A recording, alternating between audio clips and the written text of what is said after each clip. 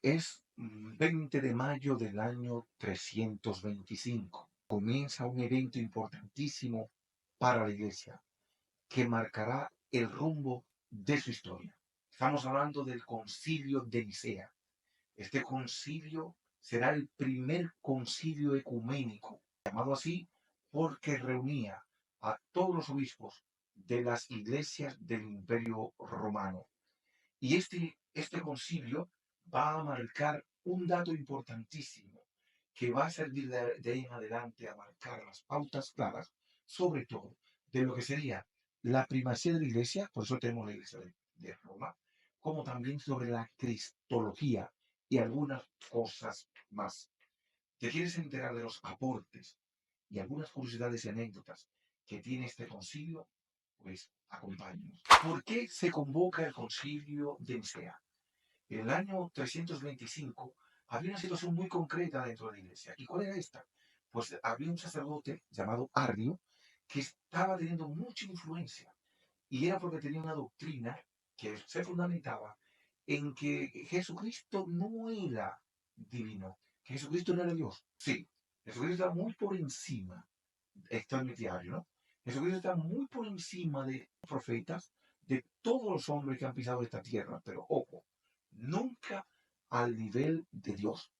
Y esta doctrina estaba adquiriendo muchísimos adeptos, porque además Ario no era ningún tonto. Él decía que Jesucristo era subordinado, que Jesucristo era una creación, pero que nunca era Dios. Te doy un simple detalle, un dato, de por qué adquirió tantos adeptos. Ario decía, como Jesucristo dice que eh, me voy al Padre mío y al Padre vuestro. Dice, mira ahí, él está admitiendo que él no es Dios. Pero Arrio tenía un problema, y era que sacaba las cosas del contexto y no veía todo lo que era el pretexto, el contexto y hasta el pretexto para poder entender lo que él decía. Por ejemplo, otro dato importantísimo es cuando dice en la oración universal, en la oración sacerdotal, que intercede por toda la humanidad, intercede por la iglesia, intercede por los apóstoles, y que dice, eh, Padre, esta es la vida eterna, que te conozcan a ti, Padre, Dios único, verdadero, y a tu enviado Jesucristo. Entonces, ve ahí, Jesucristo está reconociendo que el Padre está muy por encima y él es un subordinado que lo reconoce como Padre y que él es su mensajero, por decir así. Entonces, ahí es donde comienza algo a tomar fuerza, porque es lógico lo que está diciendo. Pero ojo, ¿cuál es el contexto? Recuerda que Jesucristo como Dios y como hombre está en un momento antes de pasar al Padre, está haciendo una oración sacerdotal, donde está intercediendo y al hacerlo como sacerdote, sobre está haciendo su misión como hombre, y está intercediendo por la iglesia, por la humanidad, por los apóstoles, ante Dios, que es lo que hace el sacerdocio, que es lo que hace el sacerdote. Entonces, ¿cómo responde la iglesia en este concilio al arianismo y afianza lo que es una parte vital de la cristología? Bueno, declarando que Jesucristo es homoousios, es de la misma naturaleza que el Padre. Y esto, miren, declaró, puso los cimientos de lo que es nuestra fe y de lo que es sobre todo la cristología. Cristo al centro. Otro punto importante es que había otra controversia, que era con Meliciano, que ¿qué pasó? Que creó un cisma en Egipto. La iglesia de Egipto se creía con cierta primacía, se creía importante, no tomaban en cuenta a Roma. Entonces tuvieron que poner las cosas bien claras sobre la primacía de los patriarcados. Y este concilio es tan importante porque afianza cuál es el primero de todos los primados, y es Roma, porque ahí está Pedro. Entonces esta afianza también otro punto importantísimo. Pues después de Roma vendrá Alejandría, vendría lo que sería también en la iglesia de Antioquía y así sucesivamente. Pero primero Pedro. Otro punto importantísimo, en el cual no podemos perder para nada también, es que también se fija lo que sería el símbolo de los apóstoles, la fe. Ya que la iglesia deja de estar perseguida, ya que la iglesia se convierte en un ente vital dentro del imperio, entonces vamos a ver cuál es tu identidad, cómo te defines. Y entonces se crea lo que es el símbolo de los apóstoles y lo que llamamos el credo de Nicea. Y ahí está, creo en Dios Padre Todopoderoso, creo en Jesucristo, su único Hijo, creo en el Espíritu Santo y los frutos que surgen del Espíritu Santo. Esto fue vital y tan importante que fíjense ustedes, 1700 años después, aún hoy, los domingos, nosotros profesamos nuestra fe y sobre todo con este credo de los apóstoles. Otro punto importante de este concilio es el hecho de que es el emperador Constantino quien convoca este concilio. Y es importante porque aquí comienza y marca las pautas como la relación entre iglesia y Estado, que tanta roncha ha provocado en muchos.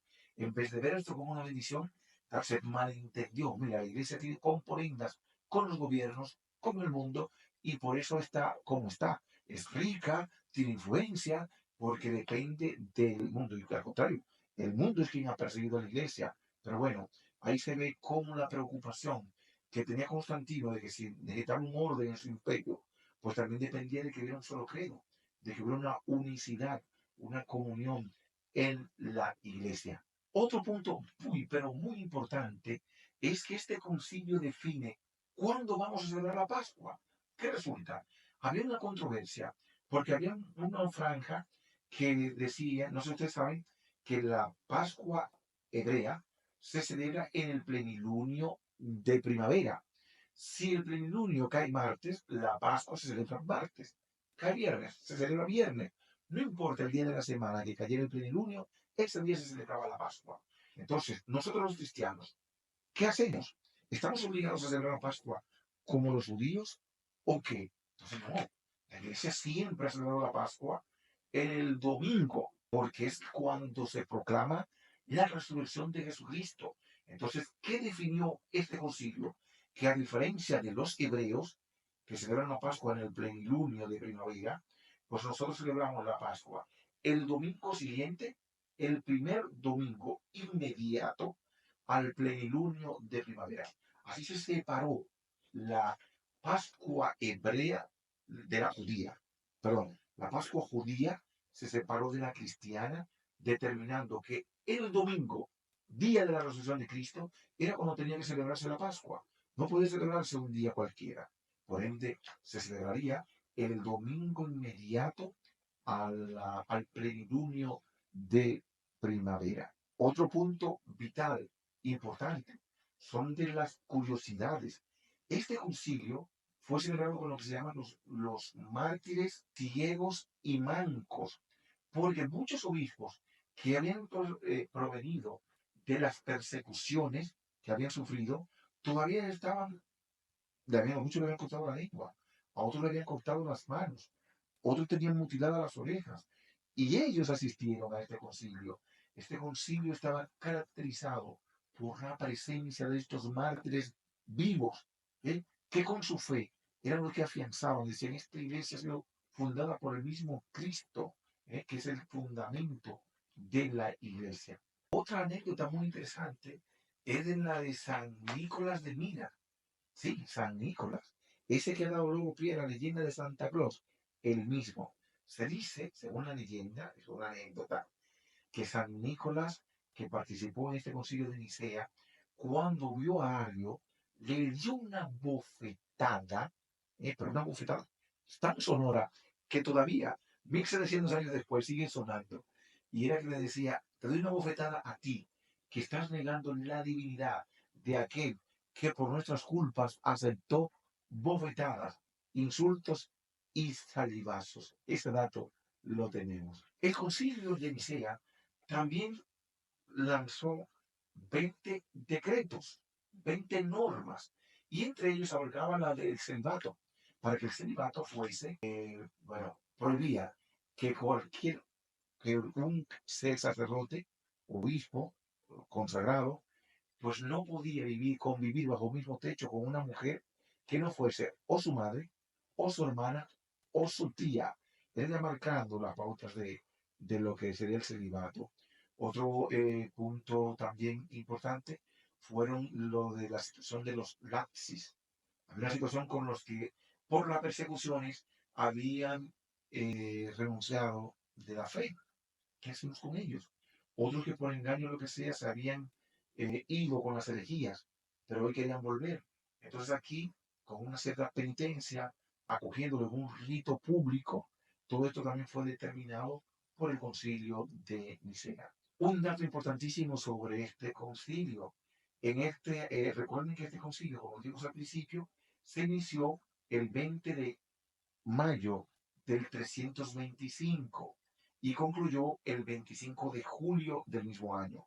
Por ende, nosotros estamos conmemorando en este año del 2025 los 1700 años de este concilio. ¿Y qué es lo chulo, por decir así? ¿Qué es lo bacano? ¿Qué coincide con este jubileo extraordinario que estamos celebrando, que tiene que ver con la esperanza? Miren ustedes cómo esta iglesia, fundada por Jesucristo, con tantas vicisitudes, la barca de Pedro ha seguido adelante. Si te interesa que cuente cosas mucho más interesantes sobre el arrianismo, sobre las cosas que he pensado y todo eso, pues ponlo, danos like, ponlo en tus comentarios y espera nuestro próximo video. Muchísimas bendiciones.